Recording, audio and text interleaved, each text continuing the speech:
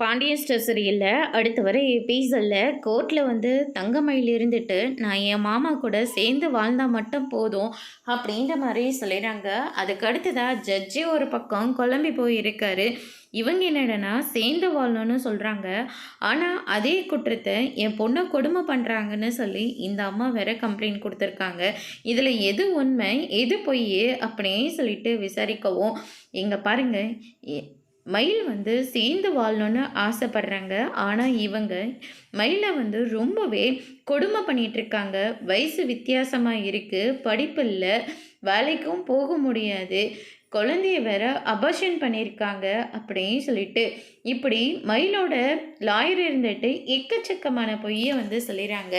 ஆனால் சக்திவேலு முத்துவேலு இருந்துட்டு தங்கமயிலோட பக்கத்தில் பேசுவாங்கன்னு பார்த்தாங்க. ஆனால் கடைசியில் பாண்டியன் பக்கம் பேசினாங்க. அதனால் கோமதிக்கும் பாண்டியனுக்கும் ஜாமீன் வந்து கிடச்சிருது. இதை கேட்டோன்னு பயங்கரமாக ஷாக் ஆகுறாங்க. சரி, என் பொண்ணுக்கு நான் 80 சவரன் நகை போட்டேன் இல்லை, அதை வந்து ரிட்டர்ன் பண்ணுங்க அப்படின்ற மாதிரி சொல்லிடுறாங்க.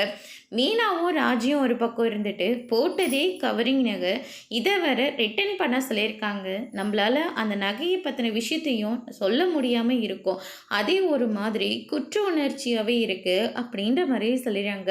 அக்கா, ஒருவேளை இத்தனை பொய் சொன்னாங்கல்ல, கவரிங் நகையை போட்டு அனுப்பிச்சிருக்காங்க. ஆனால் நம்ம ரிட்டர்ன் கொடுத்தாக்க நாங்கள் தங்க நகையை தான் போட்டோம், கவரிங் நகையாக மாற்றி கொடுத்துருக்காங்க அப்படின்னு சொல்லிட்டு மறுபடியும் கேஸ் கொடுத்துட்டா என்னக்கா பண்ண முடியும் அப்படின்ற மாதிரி சொல்லிடுறாங்க.